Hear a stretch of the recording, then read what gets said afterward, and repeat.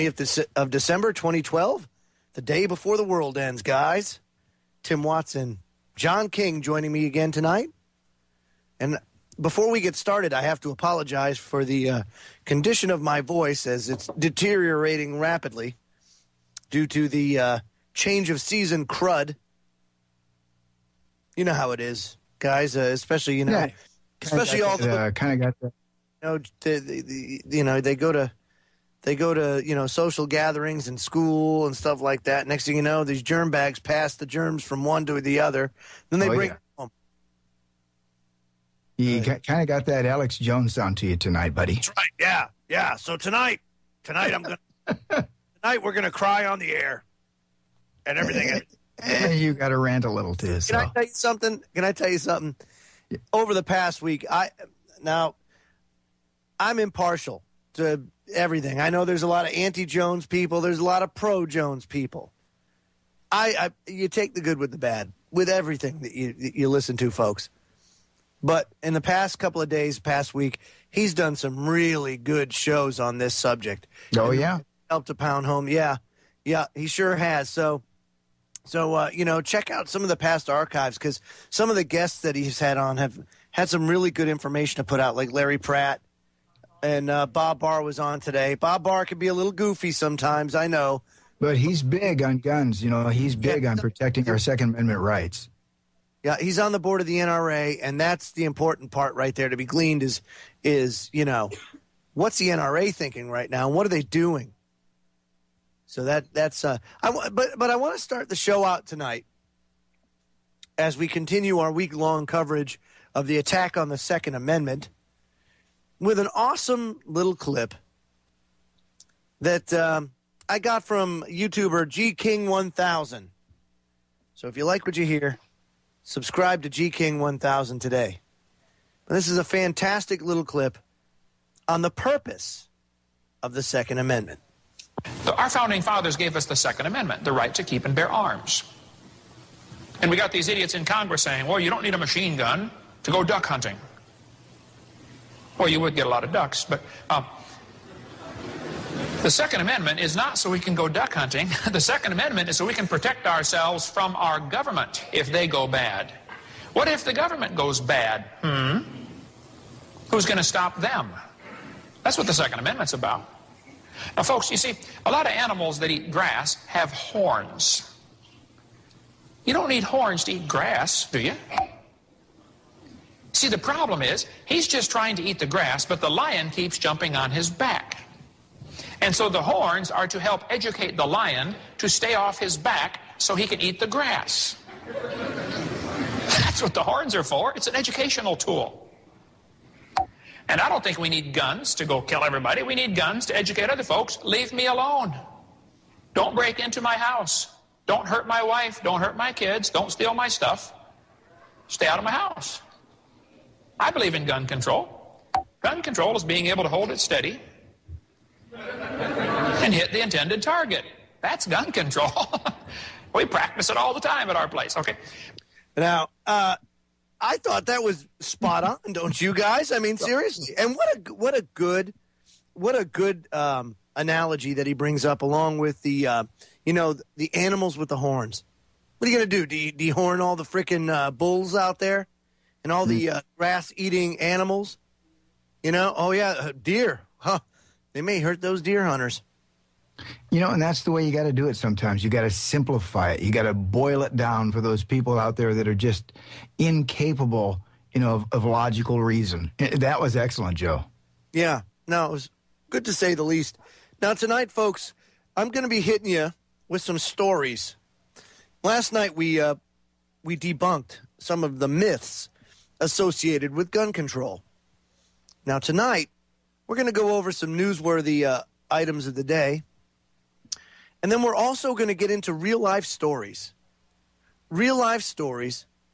of how Americans have saved their own tuchus or saved the lives of others because they were armed. So we'll go through some stories, fantastic stories, tonight. And once you hear this, there will be no doubt in your mind that to take guns away from law-abiding citizens is the dead wrongest thing you can possibly do. John King, you've been eerily silent tonight. I've just been sitting back smiling because it's always nice to hear the truth, Joe. Yes, it is always nice to hear the truth. And when you hear it from somebody else that gets it, it really makes me smile, because then other people are hearing it, and hopefully they're getting it, because I'm hoping that I'm not in a nation full of people that want to run head forward into a tyrannical government. No, exactly right. And I mean, of course, look at what's going on here. You know, we speak of tyranny, and we look at things that have happened in just the last 12 years alone. Let's go back to 2000. You know, look at just what happened between 2000 and 2012. How life was before 9/11 and how life is after 9/11. And the tyranny, folks, is coming fast and furious. Ooh, did I say that? I sure did. Fast and Furious wasn't just, you know, Operation Gun Runner and trying to eviscerate the Second Amendment. Fast and Furious is what's been going on for the last 12 years. Only it's the government trying to take your rights away. And let me just tell you something, folks. You know, these non-representing representatives, they don't represent us. They represent the special interests. The special interests are the ones that wield the power in the world. You know, the Rockefellers, the Rothschilds, the big money people. And they are afraid of us. You have to understand that. This is not about a crazy loon going and shooting up a school. On the contrary, what it is they know that they've looted and they've plundered and they've ransacked the world to the point where they can't keep the ruse up anymore. And it's only a matter of time before the peasants grab their pitchforks and their torches and go take care of business. They understand this. That's why they're building their places in Arkansas and in the mountains and preparing. They're preparing deep underground military bases. So my question to you folks is simply this. If they're preparing, why can't we prepare? Why are you so hell-bent on taking the guns away from law-abiding citizens? That is the question of the night. What do you think, Timmy? Well, it's pretty obvious there's an agenda at work here, Joe. We all agree on it. And, you know, there are so many incongruities that just like 9/11 popped up the very first day. You know, and it has been an agenda for exactly the reason you said. You know, you can't take over the most heavily armed country, you know, in the world unless you take their guns. And that's what this is all about, you know. And the fact that they think gun control is going to keep us safe, we've got facts that we can present tonight. We've been talking about all week that absolutely show that this is not the case.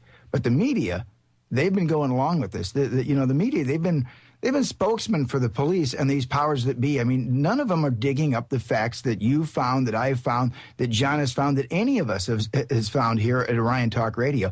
And these are facts that are readily available. So you got to question why the media is doing this, folks, because there is an agenda at hand. No, absolutely right. There most certainly is. And I mean, it was as easy as this, folks, you know, in trying to prepare for the show, I did a simple Google search. Guns save lives. Or man saves cop. And I was blown away with the results. Those two searches yielded enough stuff for me to do a week of shows on the Second Amendment. So when we come back, I'm going to talk about the parallels drawn between Newtown, Connecticut and 9/11. Don't go away.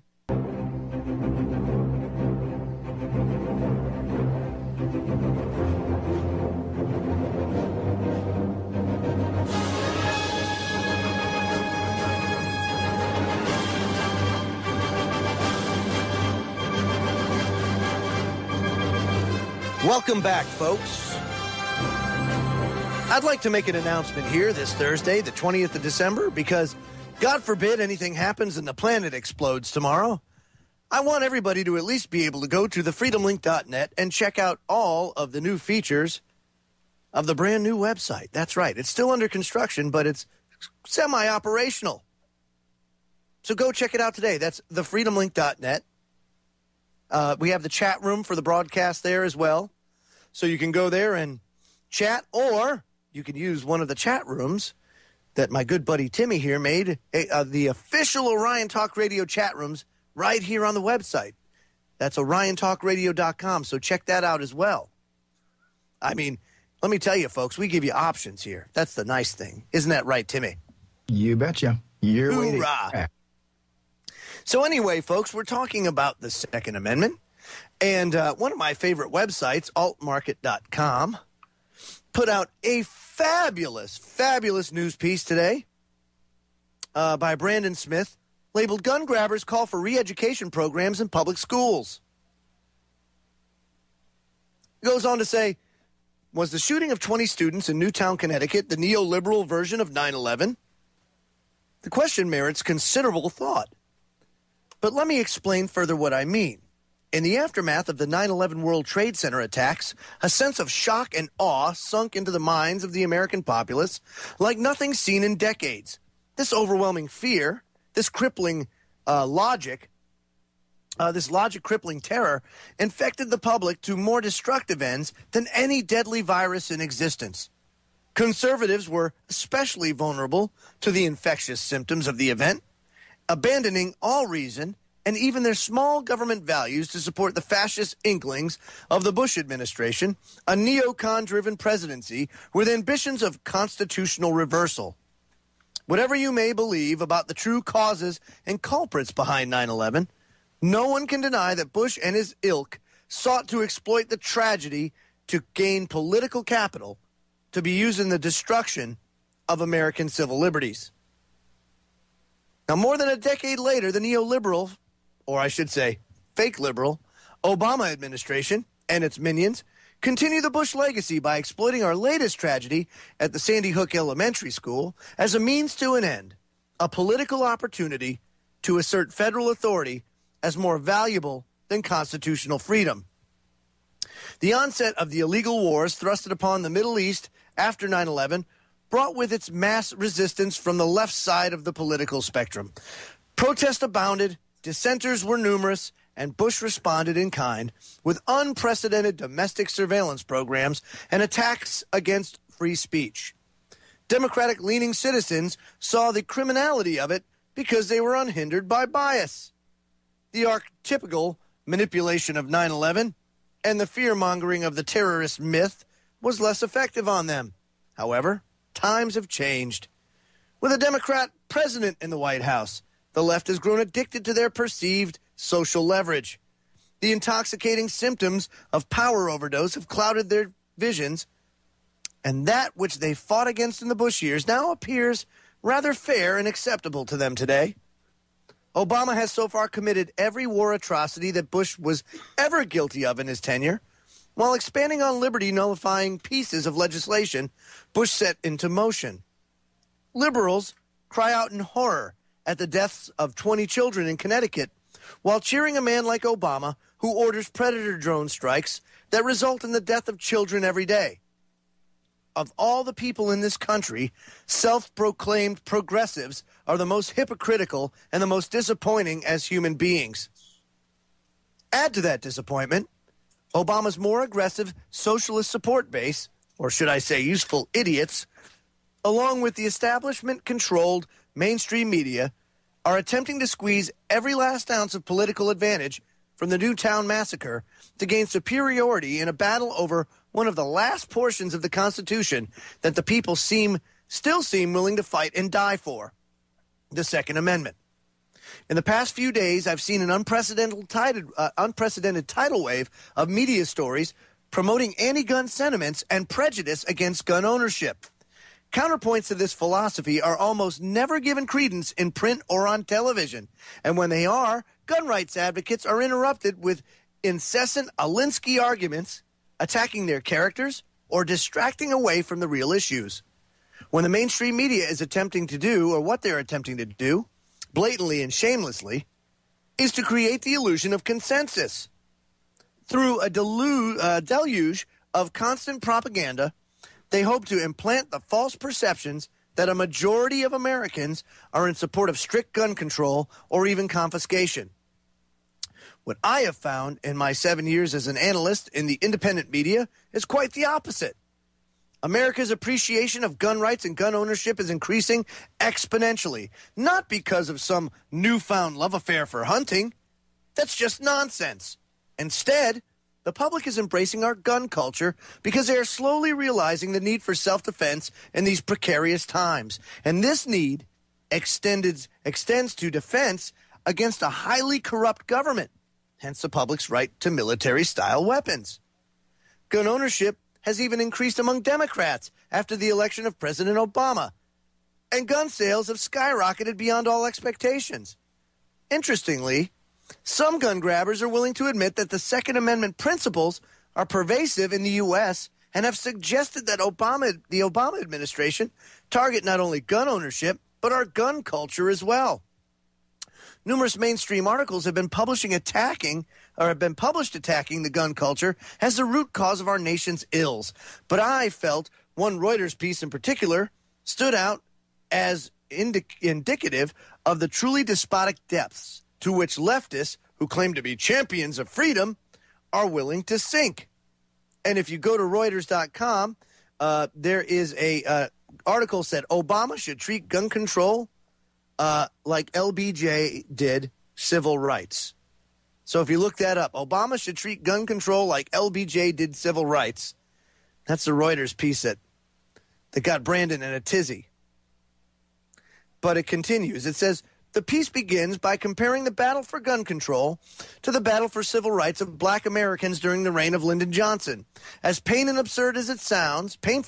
as absurd as it sounds, the author appears to take the premise very seriously. The article attempts to promote the idea that desegregation was achieved due to the actions of the Johnson administration, who supposedly used the threat of canceled supplemental funds to state schools as a means to force them into enrolling black students.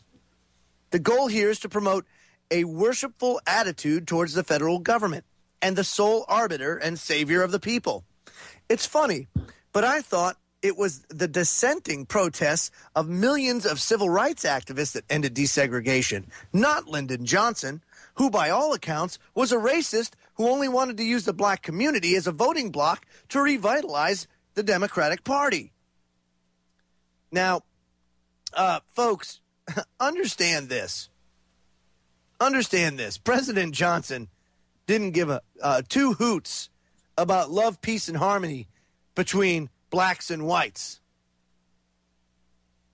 I mean, that much is certain. Much like President Obama doesn't really give two craps if the gun lobby and anti-gun lobby sing Kumbaya together, or if we come to some sort of consensus on the Second Amendment, or compromise, as you should say. One of the most evil things ever, compromise.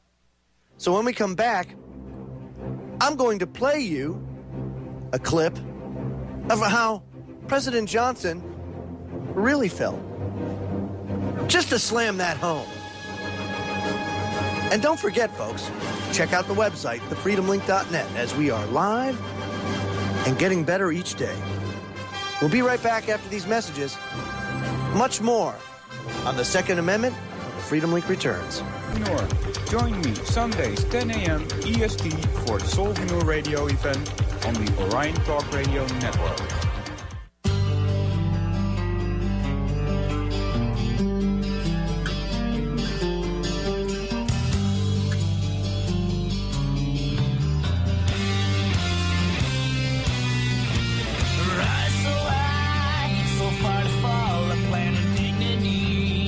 Don't forget to check out the Orion Talk Radio archives for all the past shows that you might have missed from your favorite hosts.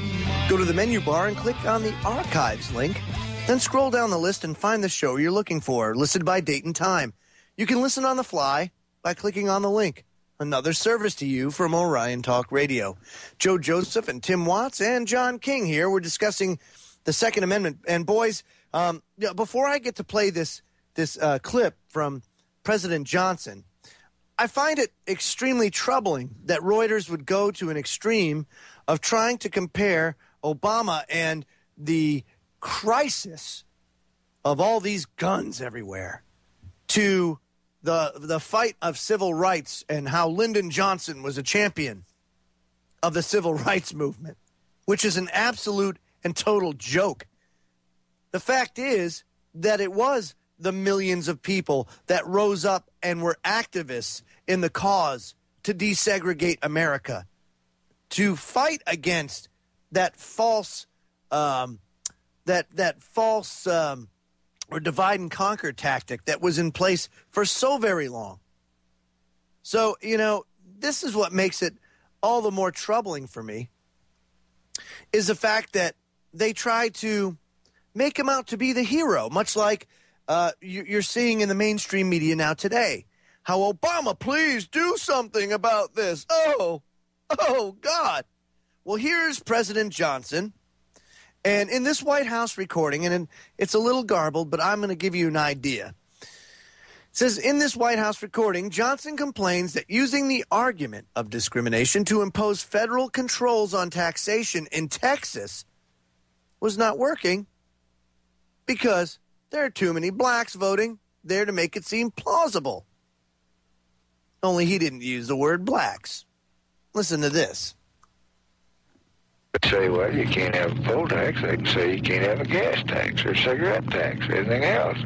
Federal government's telling the states pretty tough what their business is. Now, you can say that they can't discriminate, but I've got to prove that it discriminates, and I can't prove it in Texas. There are more niggers voting there now than white folks. There are more of them buying poll taxes now than white folks. Higher percentage of them. And I can't show that the literacy test is discriminate against because they haven't got any. They got no test at all. Just by God, anybody that can get up and pay $1.06 can vote.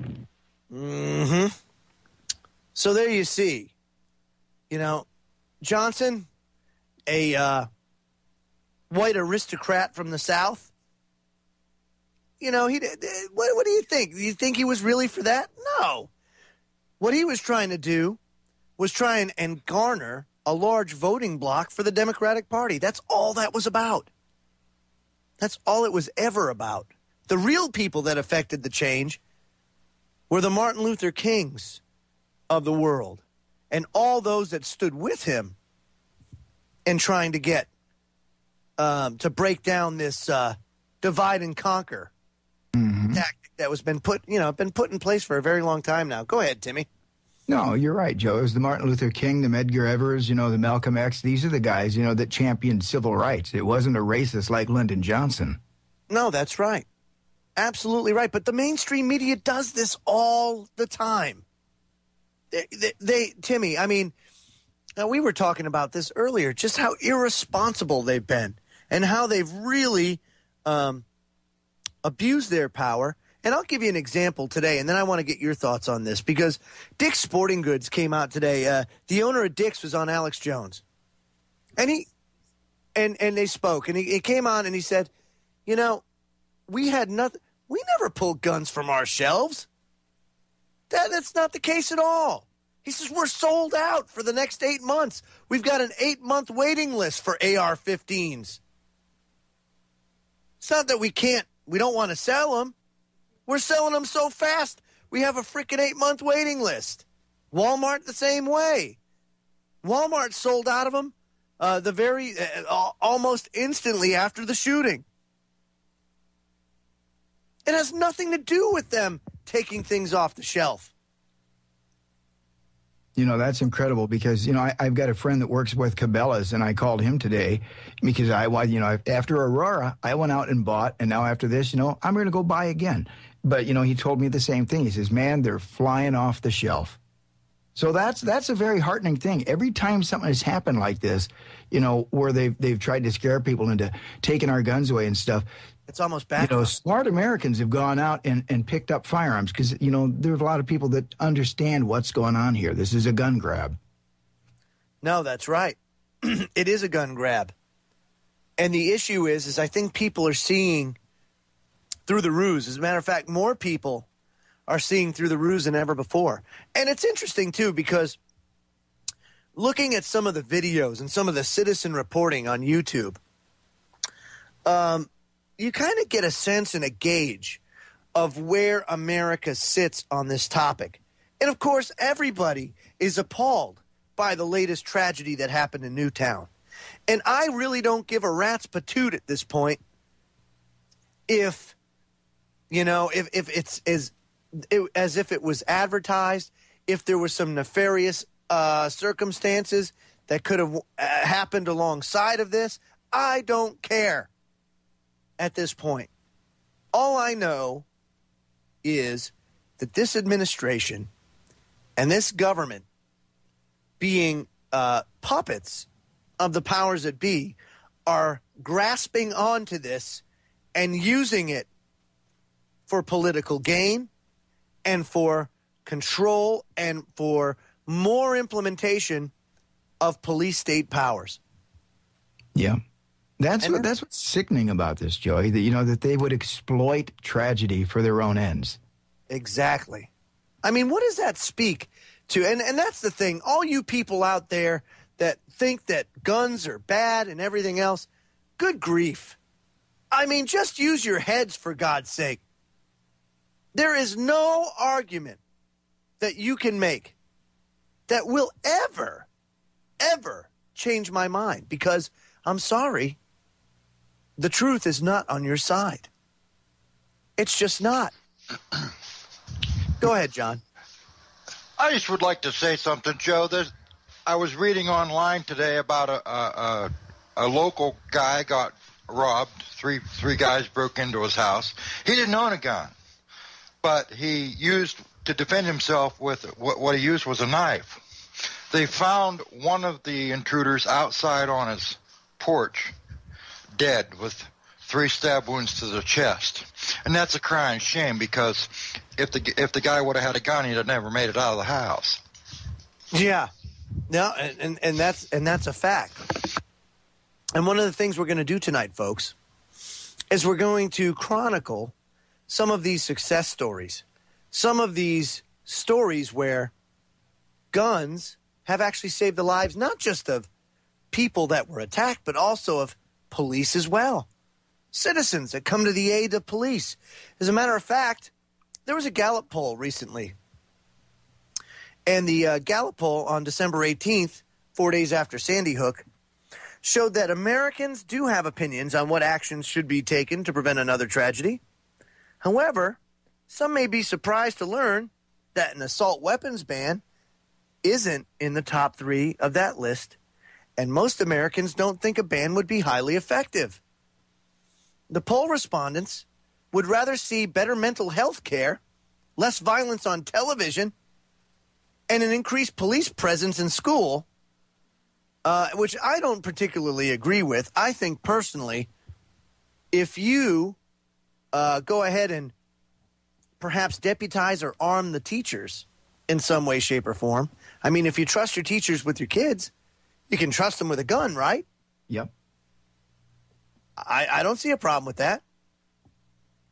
So that was the thing, is that the assault weapons ban didn't even really come into play. So you have to ask yourself, this concerted effort to push this agenda forward, who's pushing it? The article you read earlier that, likened this to the fake war on terror, I thought was very good, because we've made that same analogy, That's right. We all know the war on terror is false. Well, this gun threat that the media, is trying to propagate, to perpetuate, the false narrative that's going on right now is absolutely just BS. Because, folks, the facts of the matter are violent crime and gun violence have been declining in the United States for 20 years now. That's right. Gun violence and violent crime have dropped tremendously over the last 2 decades, all the while gun ownership has gone through the roof. Imagine that, Timmy. Last segment of hour number 1 coming up. When we come back, we'll talk a little bit about 1.4 billion rounds of ammo by the American government being purchased. We'll be right back after these messages. Are you...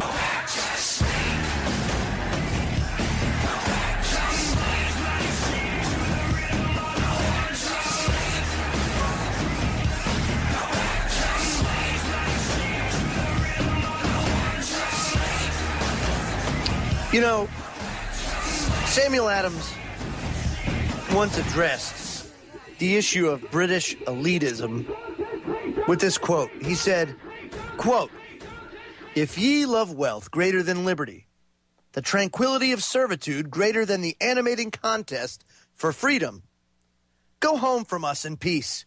We seek not your counsel, nor your arms. Crouch down and lick the hand that feeds you, and may posterity forget that ye were our countrymen." Amen to that. And the same thing goes for anybody that thinks gun control is appropriate, because there are a plethora of places for you to choose from to live where gun control reigns supreme. Yeah, you know, they could go to the UK, Joe. You know, they could go home. Yep. But, you know, there's a problem with that, because government officials have recently unveiled new crime figures to the public, allowing analysis of murder rate trends in England, Wales, and Ireland since their respective gun bans were all put into place.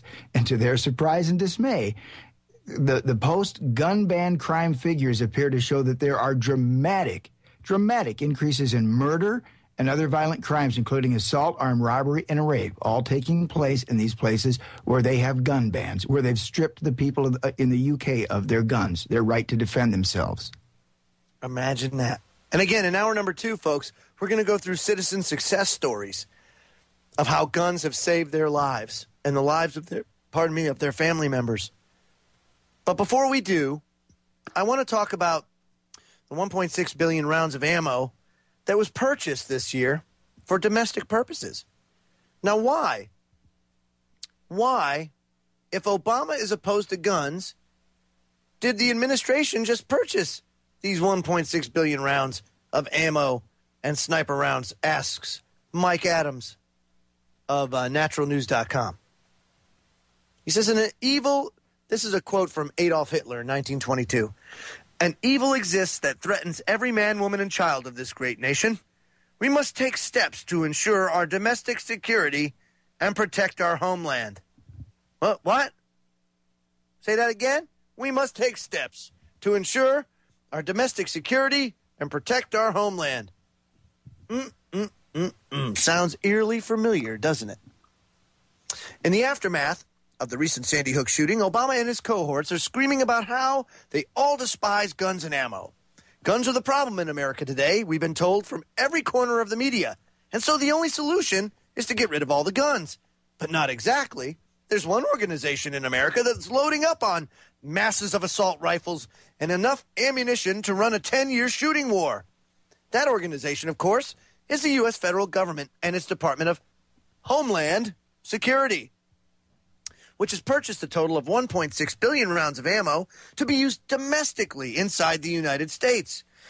It begs the question, why does the Department of Homeland Security, named after Hitler's Office of Fatherland Security, need 1.6 billion rounds of ammo? And not just normal ammo either, hollow points, very destructive ammo. The DHS began all of this April with the purchase of 450 million rounds of hollow point 40 caliber ammunition. This is significant for 2 reasons. 1, DHS doesn't fight wars with foreign nations. Its entire theater of operations is on U.S. soil, dealing solely with American people. 2, hollow point ammunition is banned by the Geneva Convention and is not used by the U.S. military. This ammunition can only be used domestically in the United States against U.S. targets or people. And along with the 450 rounds of ammunition, DHS also purchased $400,000 worth of radiation protection pills and thousands of bulletproof roadside checkpoint booths. Is it expecting a radiological event? These 450 million rounds of ammo is enough to wage a 7-year war with the American people. And, here's the numbers. I'm going to lay out the numbers, okay? In addition, you'll discover that the U.S. government has also purchased all of the following ammunition in addition to the 450 million rounds of 40 caliber hollow point anti-personnel ammo.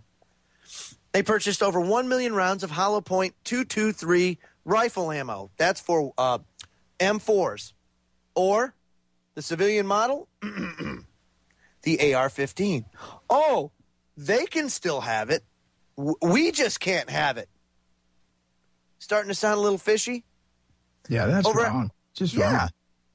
Over 500,000 rounds of non-hollow point ammo, 220,000 rounds of 12-gauge shotgun number 7 target ammo, over 200,000 rounds of 12-gauge shotgun double-aught buck. That's tactical anti-personnel ammo when you're not shooting deer. 66,000 rounds of 12-gauge slugs, which are used as anti-vehicle rounds or anti-personnel.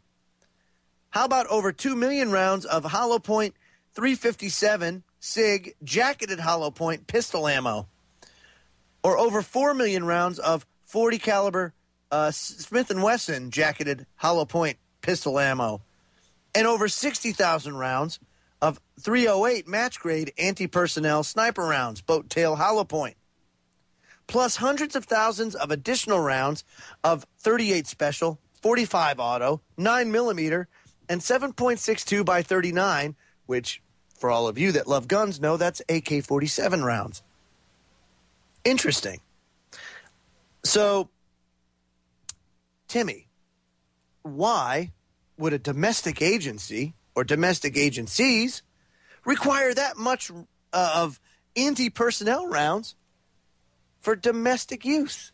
Yeah, it's very telling, and you made all good points there, Joe. And to a point that we made last night, about the assault weapons, they're alleged, what they claim are assault weapons, quote marks here. If you want to make a ban, let's start this ban and let's do it all the way across the board. Let's say, okay, you take the American people's right to bear these arms away. You take away law enforcement and DHS's ability. And you know what their argument's going to be. It's like, well, no, we're going to be outgunned by the criminals then. Okay, so if that's their argument, they have now just admitted that the criminals are going to be more well-armed than we are. I mean, if the police are afraid of criminals having these weapons, if they still believe they're going to have them, then why are you taking away our Second Amendment right to defend ourselves? That's right. It's a complete hypocrisy. John King, give me an observation. I just would like to say that the government is talking about keeping the keeping guns out of the hands of the insane or the mentally disabled. Now, back in the 1930s, what they did to make marijuana prohibitive, they required people to obtain a stamp. But to get the stamp, you had to show that you had marijuana. And if you did, you were in violation of the law, couldn't get the stamp, and went to jail anyhow. So let's remember, folks, according to the MIAC report and official government documents, if you want to own a gun, you are insane. I don't like that kind of crap. They do that crap to us all the time. Smoke and mirrors. Yeah, smoke and mirrors it is. Smoke and mirrors it is. But again, that has to beg the question. They are our servants. Why would we arm the slaves, if you know what I'm saying, and not arm ourselves? And to the point where you just said there are servants, again, we pointed this out, where was their political will before November? Because we had plenty of shootings before the November elections. We had Aurora, we had, Oregon, we had all these shootings that they like to tout right now. But not one of these gutless people had the political will to stand up to this. Not one of them. But now that they've all got their cushy jobs, suddenly, hey, I got some political will. I got a little spine here. And you know, before the top of the hour, let me point out something else that's just extremely glaring in all of this when they talk about gun control. All of this happened in a state with very strict gun control. So where did that get you? It didn't get us anywhere. And by comparison, guys, John, a citizen is considered to be stockpiling terrorist prepper if they own just 1,000 rounds of ammo. So with DHS buying over, 750 million or 1.6 billion rounds of ammo, and here we are labeled terrorists for owning just 1,000. Go ahead, John. The gun control idea around Columbine didn't work, I think, because people really weren't heartbroken over a bunch of teenagers with spiked hair and wearing goth clothing and smart Alex. What really pulled at the people's strings was those cute little first and second graders. That's what's got people up in arms, not high school kids that you just want to put it over your knee and give them a good whooping. But little kids that were innocent and undeserving. This is exactly what it is. It's the taking of innocence. Amen to that, Johnny boy. It is the taking of innocence. But again, here we have public servants. Public servants, we give them the power. We grant them the power. We give them privileges. They don't take away our rights. We'd have to give them away. So the question that I have to you tonight, folks, as we end hour number 1 and head to hour number 2, is what line in the sand will you draw when they come to take your guns away? That's my question I have for you, because I'm drawing my line in the sand. Hour number 1 is done. Hour number 2 is on the way. When we come back, we'll have stories about how guns have saved the lives of many Americans and the King's Court. All in hour number 2. We'll be right back after these minutes. It's hour number 2 of the Freedom Link here on the Orion Talk Radio Network. I'm Joe Joseph, and I want to start out this second hour, Tim and John, with another quote before we start the King's Court. And this comes from Thomas Jefferson. So if you ever have any question at all as to what the Second Amendment really means, listen to the people that helped craft it. Quote, "No free man shall ever be debarred the use of arms. The strongest reason for the people to retain the right to keep and bear arms is, as a last resort, to protect themselves against tyranny in government." And that was Thomas Jefferson. So with that said, let's call the King's Court into session. John, take it away. Tommy Jefferson, wise man, Joe.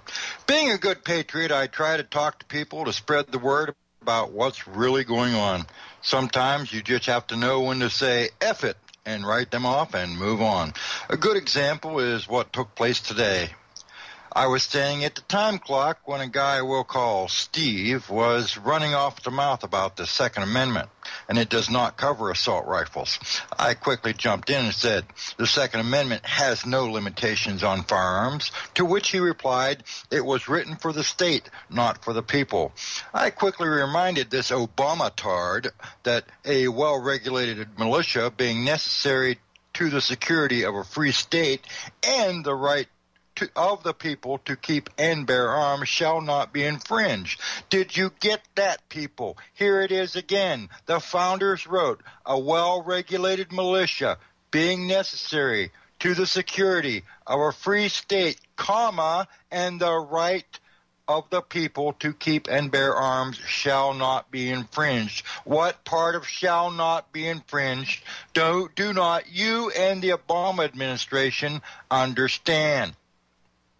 He told me that the Second Amendment was written when they didn't know about 50 caliber weapons and machine guns. And I said, you're right. The state military had muskets, and so did the people. It is imperative for the people to achieve equal power with the state to ensure peace, because if the state became too powerful, it can and will become tyrannical. This whole Connecticut shooting thing smells of something rotten. China, Russia, Japan, they have dumped the dollar in a bilateral trade agreement with the nations, and the system is going to crash. They need as many guns off the street as they can get before it does. There is over $140 trillion of unfunded liabilities in the system that cannot handle high interest rates, and Moody's is expected to either lower or leave the credit rating of the U.S. again real soon. This will undoubtedly have direct effects on rising prices real soon as well. The house of cards is starting to tumble, and some jerk just turned on the fan. With that, he told me I was nuts and not to believe everything that I see and read on the internet. There is nothing wrong with this country that with a little time the Democrats can't fix. So why do people need a weapon that can shoot over 400 bullets a minute? So I said, for protection, from the raging masses of utter morons like you. With that, I realized I was talking to a dead man, a zombie. Someone who is never going to see the truth. He is fodder for the globalist agenda. Folks, when telling the truth to someone who doesn't want to see it becomes like describing Beethoven to a deaf mute, you just might have to say it's time to move on because I'm wasting time. So I went to my car and I realized that it was indeed time to move on. The odd thing was I didn't feel bad. It is as it should be. Survival of the smartest. All is okay in the universe, and yes, Johnny, the sun will rise again tomorrow, December 21st, 2012, or not. Court adjourned. Nice job, Thank John. you. Very good job, John, and thanks for the good input, especially to the broadcast. As folks, one of the interesting things about the Freedom Link when we started, John and I started it way back, and I say 20-odd 7. Well, way back then, I mean, we Hasn't actually been that long. It's been that long. My God. Yeah, I know, it's crazy, man. But anyway, I'd like to welcome, just so you people know, just how far and wide the Freedom Link actually touches people. Oh, but not TSA style though. But we'd like to welcome the listeners from China, from the Czech Republic, the UK, Canada, and Australia, as well as the United States. That's right. I guess some people from China have decided to get through the buffers, I guess. Yeah, getting out there. It looks like they've been listening for the entire show. So, yeah, welcome. And good on you. So, ni hao. That's right. And no, I don't use yawn, people, so don't start. I just know how to say hi in Chinese. I must be getting famous. Yes. That's those John King rants that everybody goes for. But we're talking about the Second Amendment. Now let's get into some success stories, okay, about the Second Amendment. First of all, I want to point this out, and this is first and foremost. Tim, you remember that deputy in Texas that stopped the movie theater shooting? I think it was in San Antonio or around there. Yep. Well, that was Sergeant Lisa Coelho Castellano. And she, my friends, was sitting in a movie theater when a gunman opened fire, and she responded and stopped it from happening. It could have been a lot worse than it was. Well, guess what? That deputy today was awarded the Medal of Valor for shooting the movie theater gunman. So my question to you is, now that's a law-abiding citizen right there. And she just went and did something very noble. And guess what? She's a hero, and rightfully so. And yet the media doesn't talk about it. No, not at all. And here's the problem. Local media picks up on it. Yep. I mean, I found hundreds of stories about guns coming and being employed to save the lives of individuals, to save the lives of families, to save the lives of groups of people, like at a movie theater. Mm-hmm. You know, I've seen all that, and I've seen some great local media pieces on it. However, nothing in the national media, Tim. Nothing at all. They're the ones that fall tragically short. And, to go along with that one, they're not talking about the Clackamas Town Center Mall that was near Portland, Oregon, where another registered gun owner was able to successfully stop a shooting rampage by drawing their concealed weapon on the attacker. Again, where's the major national media in highlighting this? All they're doing is fomenting the fear and driving the agenda. That's absolutely right. And they do this, and I think it was on Drudge Report today that I saw a headline or a link about how the Obama administration was mad that the media people at the press conference weren't following the script. What? Really? Script, you say? Oh, yeah. And they don't even make any bones about this, Tim. I mean, they don't even attempt to hide it. No, it was something that I noticed the very first day, Joe. Every single one of them had a script in their hand. And I think, the only one, maybe to his credit, that didn't have a script in his hand was the Connecticut governor, Daniel Malloy. And then he's the one that said he was spoken to by federal officials and they were told to get ready for an event like that. Now, he was working off script, but all these other people that you saw, great point, all had a script in their hands. All read from something prepared. That's right. So you want to know why the national media doesn't give any of this any attention? It's not in the script. It's not there. It's not in the talking points. It's not in the agenda. They don't want these stories to get out because if they did, it would squash any public opinion for gun control. And it deflates the whole argument. When we come back, I'm going to talk about a Utah pastor and how he pulled a gun to thwart a robbery at his church. We'll be right back after these messages.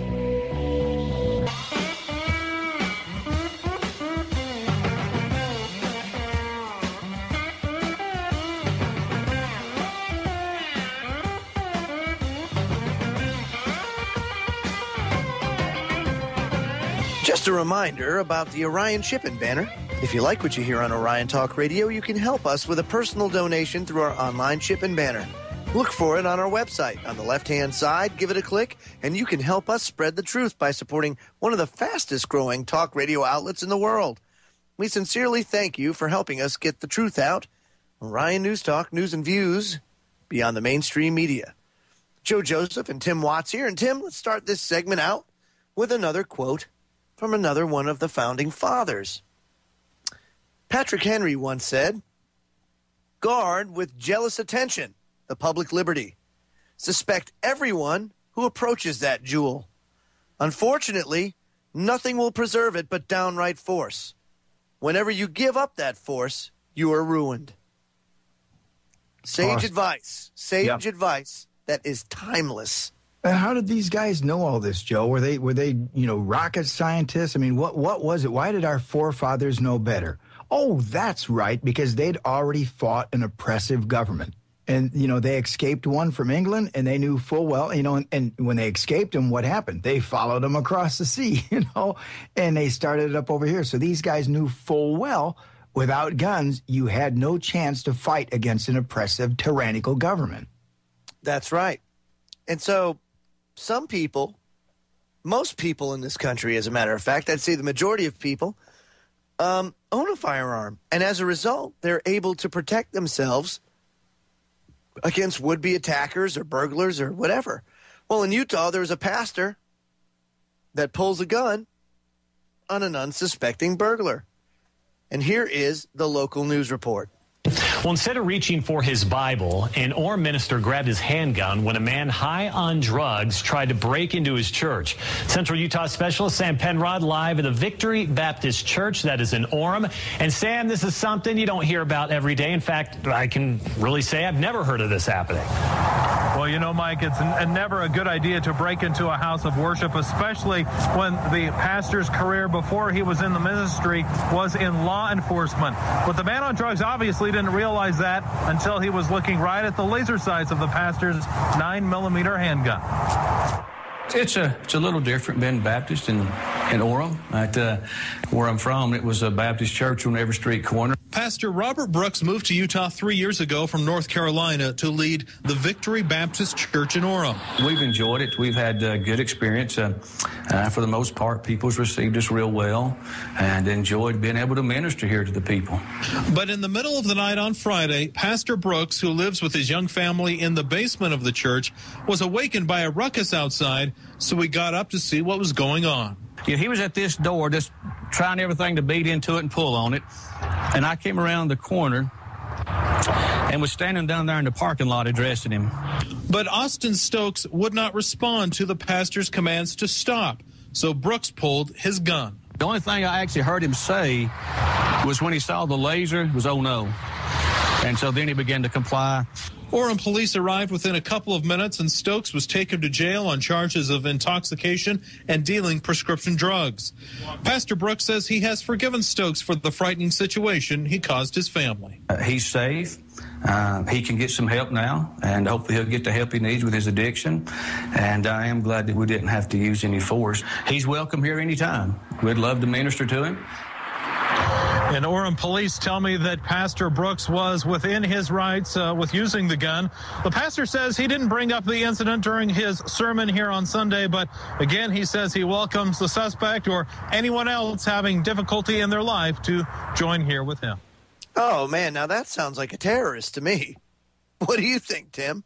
Man, and just like, the woman we played the other night who had her, she watched her folks, executed right in front of her. And yet she holds no grudge, towards the assailant, kudos to this guy, too, It's like they realize that there's another issue at hand, mental illness. Absolutely. Absolutely. But that's not the only case of this happening. I don't know if people remember, but I even brought this up before in a past broadcast on the Second Amendment. And this is about a Texas citizen that saved a police officer's life while they were exchanging fire. The police officer was exchanging fire with a murderer and ended up this gentleman, Vic Stacy, an elderly man, shot this guy and saved the cop. And guess what? He shot him at a range of 150 yards with a handgun. That's awesome. Awesome. Listen to this.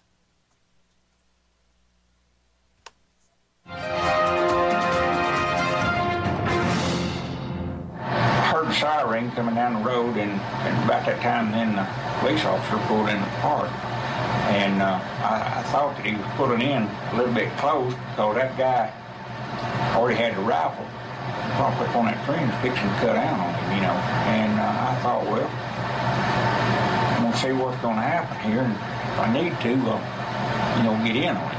And so about that time the officer got out of the car and he went shooting at him, and he ran around the back of the car, and I thought, man, he's fixing to kill that boy. And I thought, well, I think that guy's going to take him out if I don't help him out, and he was shooting with an AR-15, the cop was, and so he wasn't hitting him, but that tree was protecting him, the shooter. And I had a side view of that man the whole time, standing there, and I thought, I'm fixing to put one in him, if I can. And I made a shot, I guess, probably, I managed a good 165 yards from where I was at. And I thought, man, I hope this Magnum bullet will hold up, that distance. And sure enough, it did, and I hit him in the thigh. And he went to the ground. And that disoriented him. And then he turned, and I saw him throw another shell in that rifle, and he pointed at me and cut out on me. And but he didn't hit me. He must have hit the ground because I was standing behind the wheel of this RV of Brown's. And I felt the rocks. I had on a pair of shorts, and I felt the rocks fly up and hit me on the leg. And it cut my left leg there a little bit. But anyway, then that's when I returned another shot, and I hit him again, and I put 3 more in him. And then by that time, that patrolman, he got 2 shots in him with that AR-15. And seemed like it's all over with then, because we got him down and killed him, you know. And then about that time, then the DPS officer came in. And I mean, he wheeled in there.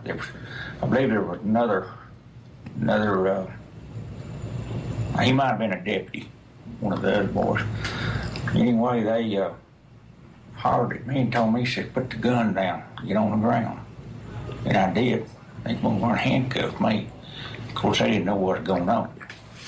And I laid there on the ground, I guess, probably 15, 20 minutes. And then they finally got me up, took the cuffs off. And after they found out what was going on.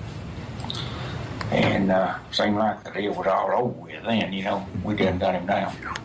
How do you like that, Tim? Wow. He put 4 rounds in him at 165 yards. That's someone that knows how to take care of their gun. You know, I love his quote, I'm fixing to put one in him. I'm fixing to put one in him. But again, you know, another case of a responsible gun owner, you know, stopping crime, you know, another violent crime by a responsible gun owner. That's right. And believe me, folks, there are examples abound on the internet where you can find it. And let me tell you, gunsavelives.net. Gunsavelives.net. Go there today. They have a treasure trove of information to help assist you in helping argue for the Second Amendment. We'll be back after these messages. Don't go away. More success stories coming up when the Freedom Link returns.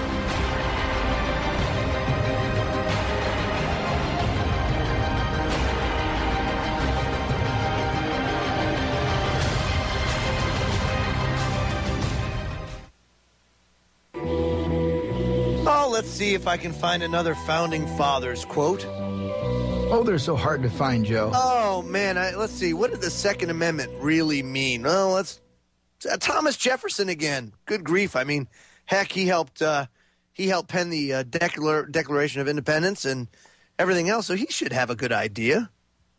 He says the constitutions of most of our states assert that all power is inherent in the people, that it is their right and duty to be at all times armed. Yep. More evidence of what the Second Amendment really means. Yeah, and go ahead. Well, it's always good to get it right from the horse's mouth. Go ahead, Tim. And yet our weak-kneed politicians of today can't hold a candle to our forefathers' vision. I mean, they just, again, they don't have the spine. I mean, you know what's heartening about all of this, Joe? Just like after Aurora, and the gun naysayers, I know they're going to find this, appalling. But after Aurora, what happened? Gun sales went boom up through the roof, and right now, again, gun sales are going through the roof, buddy. And they say that guns are the most popular Christmas gift right now this time of year. Yeah, no, I can only imagine. And like I said, Dick's Sporting Goods had an 8-month backlog on AR-15s. Unbelievable. Now, the next story, again, folks, this was so powerful. I want to play this one more time. This is Susanna Hupp explaining what the meaning of the Second Amendment is. Make sure that you understand I'm not here representing the NRA. I'm not even a member. Okay? Secondly, I'd like to say that in your opening statements, you commented specifically on my testimony, saying that basically it had nothing to do with this issue. And I had to chuckle because then I noticed you had Mr. Brady up here who was hit not with an assault weapon but with a .22 caliber revolver. So getting beyond that, I didn't grow up in a house with guns. I don't hunt. I personally abhor hunting. But I was given a gun by a friend when I was 21 to carry in my purse for self-defense, and I was taught how to use it. A couple of years ago, my parents and I went to a cafeteria in Texas on a bright sunny day. We weren't in a dark alley where we weren't supposed to be. And as you all know the story, this madman drove his truck through the window. And he began shooting. Well, immediately, my father and I got down on the floor and put the table up in front of us. And this guy kept shooting. And you're thinking, what could it be? Is it a robbery? That's the first thing that generally comes to mind. And he keeps shooting. It took me a good 45 seconds to realize that this man wasn't there to commit a robbery. He wasn't there for a hit. He was there to simply shoot as many people as he possibly could. Now, I'd like to make something clear. I hear all this talk about how many bullets can go in a clip. I've been there. I can tell you it doesn't matter. It takes 1 second to switch out a clip. You can have 1 bullet or 100 bullets. It doesn't matter, guys. I've been there. He goes, dump, dump. Just like that. That's not enough time to rush a man. I promise you. When I finally realized what was occurring, I thought, I got him. And I reached for my purse. He was maybe 12 feet away. You know, is it possible my gun could have jammed? Sure. Is it possible I could have missed? Sure. But I can tell you I've hit much smaller targets at much greater distances. But then I realized that a couple of months earlier I had made the stupidest decision of my life. I took my gun out of my purse and left it in my car. Because, as you well know, in the state of Texas, it's sometimes a felony offense to carry a gun in your purse. I can tell you that I'm not mad at the guy that did this. As he continued, it was obvious that he was a madman. My father, at that point, said, I've got to do something. I've got to do something. He's going to kill everybody in here, and he rushed the man. No way. The guy turned, shot him in the chest. He went down, was obviously mortally wounded. For whatever reason, that made the man change directions and go off to my left. Shortly thereafter, someone at the back of the restaurant broke out a window. When I saw what looked like an opportunity to escape, I turned around and I grabbed my mother by the shirt, and I said, come on, we've got to run, we've got to get out of here. And then my feet grew wings, and I was out the back window. As soon as I got out, I realized that my mother had not followed me out. And as I learned from the police officers, she had crawled over to where my father was and cradled him until the guy got back around to her, put the gun to her head. She looked up at him, put her head down, and he pulled the trigger. My parents had just had their 47th wedding anniversary. She wasn't going anywhere. As I mentioned, I'm not really mad at the guy that did this. And I'm certainly not mad at the guns that did this. They didn't walk in there by themselves and pull their own triggers. The guy that did it was a lunatic. That's like being mad at a rabid dog. I'm mad at my legislators for legislating me out of the right to protect myself and my family. I would much rather be sitting in jail with a felony offense on my head and have my parents alive. As far as these so-called assault weapons, you say that they don't have any defense use. You tell that to the guy that I saw on a videotape of the LA riots, standing up on his rooftop, protecting his property and his life from an entire mob with one of these so-called assault weapons. Tell me that he didn't have a legitimate self-defense use. Just one final statement. I've been sitting here getting more and more fed up with all of this talk about these pieces of machinery having no legitimate sporting purpose, no legitimate hunting purpose. People, that is not the point of the Second Amendment. The Second Amendment is not about duck hunting. And I know I'm not going to make very many friends saying this, but it's about our right, all of our rights to be able to protect ourselves from all of you guys up there. Yes, sir. So, Dr. Susanna Gracia Hupp explains it exactly the way it's supposed to be. That's what the Second Amendment's for. It's not for sporting and for hunting. It's not that at all. It's to protect us from a tyrannical government. And, of course, you know what you're going to get today? You're going to get something like this. You're going to get the argument, oh, well, that was then. This is now. We're too civilized. That would never happen today. It's happened. Tim?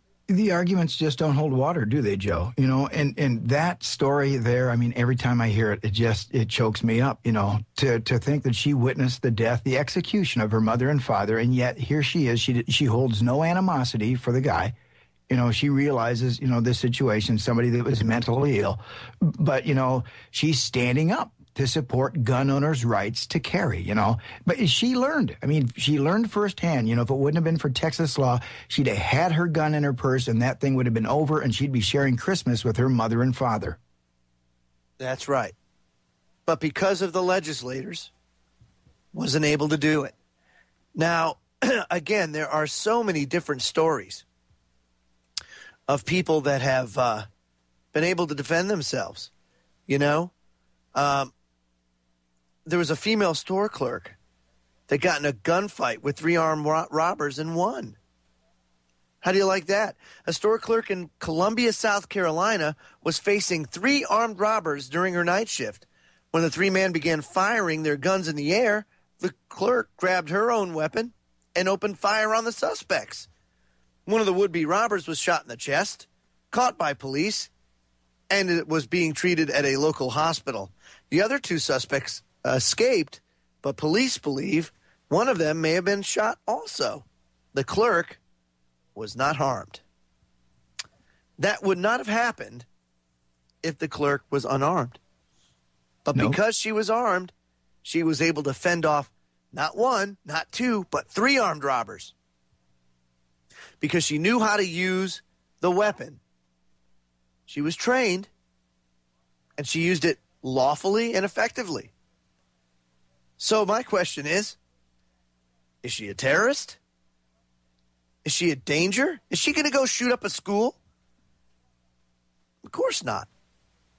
You know, Tim? And that's the thing is we need to get this out for people. And folks, these are the stories that you have to highlight because it totally disarms any argument for gun control.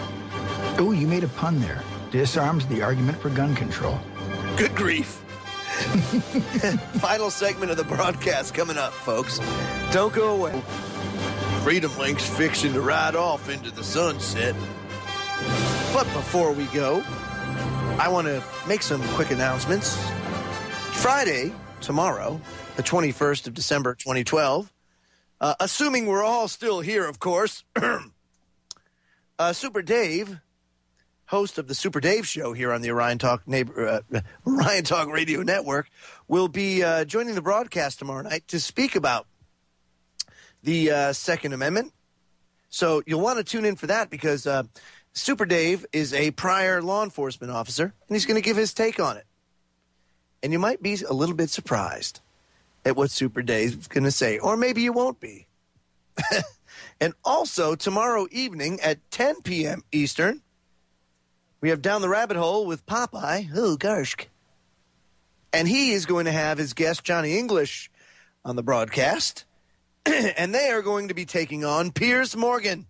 Piers Morgan? Piers Morgan. That's right. Piers Morgan. The British are coming. Well, let's see if they can get through Popeye and Johnny English tomorrow night at 10 p.m. Eastern. That guy is such a tool. And not Popeye. I'm talking about Piers Morgan. Oh, I thought you were talking about Popeye. Yeah, that's why I had to clarify. that. Yeah, Piers Morgan, what a target, man. Go after him. Yep. So by all means, folks, tune in tomorrow night, 10 p.m. Eastern. And, of course, 9 p.m. Eastern, the Freedom Link comes on prior to Down the Rabbit Hole, and Super Dave will be joining us. Timmy, what do we have next on the platter here? Well, let me add real quick here that it's already the 21st across the pond, you know, so much for the end of the world, right? No. Anyway, we don't want to leave this broadcast without highlighting once again one glaring fact that our media has, again, been somewhat challenged in reporting, and that is that gun violence and violent crimes have dropped tremendously over the last 2 decades. tremendously over the last 20 years, even as gun ownership has risen during that entire time. So that's, again, something that the mainstream media isn't pulling out. And here's another thing. You know, they like to exploit this whole thing because of the children. We got to do it for the children. We got to save the children. Well, there's an article out. It says numerous school massacres stopped by gun owners who have wielded their weapons in defense of children. Now, I'm putting together a new article for the front page of OrionTalkRadio.com. We've got a lot of interesting stuff up there. Some of the links that Joe has played tonight will be included in that article, including this article, again, about numerous school massacres stopped by gun owners who have had weapons to defend the kids. Now, where the hell is the mainstream media on a story like that? No, they just rather foment fear, get everybody all whipped up that guns are bad. Got to take those guns. Got to take those guns. Again, the mainstream media is being totally irresponsible in this entire issue. Yeah, I thought they were supposed to be impartial. Yeah.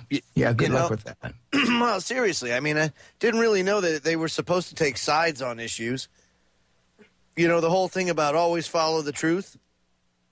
Yeah. Now, Timmy, did you go through some of the places and incidents where this occurred? Oh, for the school, yeah. Pearl High School in Mississippi. Yeah. Had an incident there in 1997. A 16-year-old student came in with a rifle, and he was subdued by, a couple of other students, who happened to have weapons. You had Appalachia Law School in Virginia. They had an incident. Muskegon, Michigan, Colorado Springs, Colorado. There's many incidents, folks. All you have to do is take a look. And again, something the mainstream media just hasn't bothered to do. You know, and there's a good column by John Rappaport. He's got an interesting website, and I'll probably include a link to that also. But, he says, where is the investigative journalism? The minute the police gave up on that second shooter in the woods, Joey, so did the media. It's like, where are they getting their talking points? They're getting all their talking points from the police and from federal officials, rather than doing their job and going out and finding out, hey, are these facts correct? Are there other facts that we can find to substantiate them or to maybe denigrate these facts? They are not doing their job. It used to be that the mainstream media, or that a reporter would dig for the information. They'd dig for it. Now, it's so much easier to have it fed to you. Mm-hmm. I mean, how much less effort it is to do that. Now, I will say this.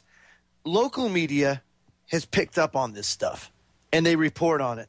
And that's the thing is when you're searching, search key terms. Like tonight, I did guns save lives, and a ton of information comes up.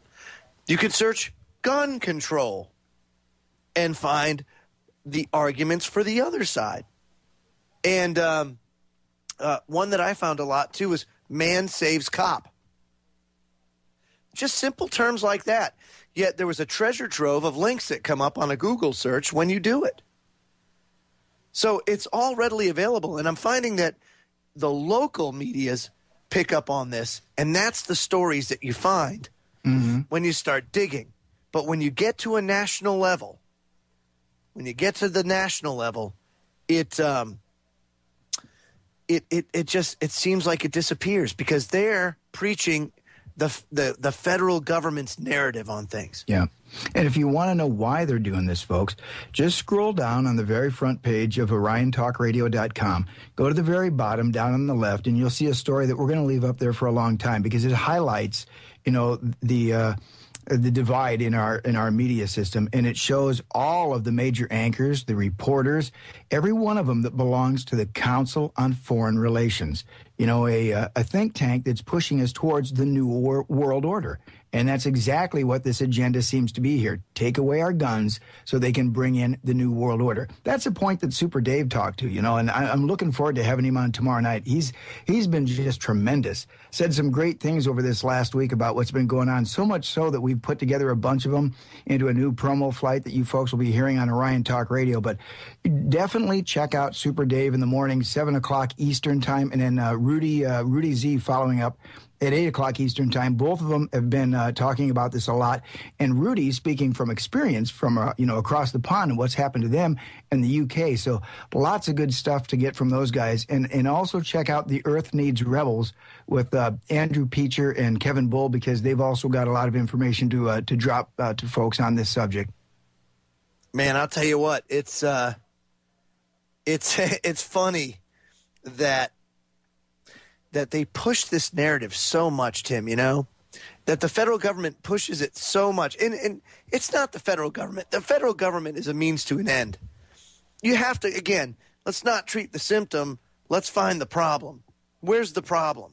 The problem, when you boil this all down to basics, is the bankers. It's the bankers, it's the Federal Reserve, and it's those that have fleeced, looted, plundered, bamboozled the people of the world. Mm. And now the House of Cards is falling, Tim, and they don't want the peasants with AR-15s. They want them with pitchforks. They can handle pitchforks.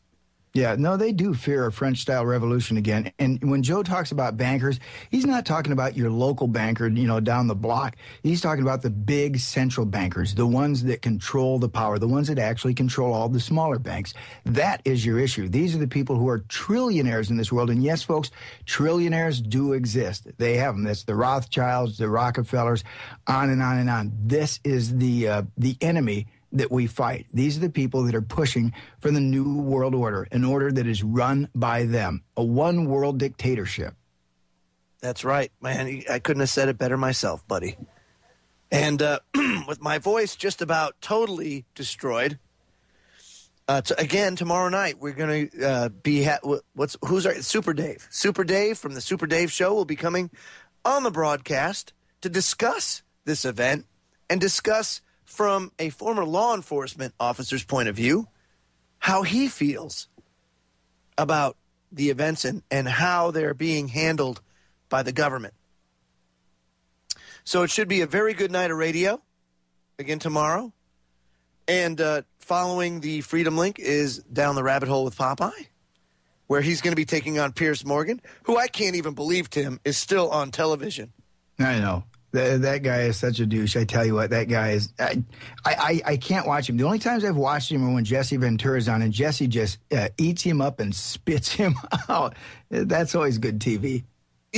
For some reason, now this may seem a little bit over the top and perhaps a little bit violent, but whenever I see Piers Morgan's face, I hearken back to footage that I saw of Aleutian Eskimos clubbing baby seals over the head. I don't know why, but for some reason, it just brings up that visual. So, sorry, PETA. I don't condone it, that beating baby seals over the head. I'm just saying that's the visual that I get when I think of Piers Morgan. When I see Piers Morgan, what he brings up for me is just my stomach. That's all I'll say. No, that's absolutely right. That's absolutely right. Any final thoughts before we go, Timmy? No, folks, just remember that violent crime was going down for 20 years, and all of this in Connecticut happened in a state that has staunch gun control. You can't say that enough, folks. That one point in and of itself deflates disarms the whole gun control argument. Nice. Oh, God, I can't believe I did. Wow, I tell you what, come up with some humdingers sometimes. Yes, sir. Tune in tomorrow, 9 p.m. Eastern, when the Freedom Link takes to the airwaves again. Until then, good night, everybody. Have a pleasant evening. Stay safe. Night, Joey. Night, everyone.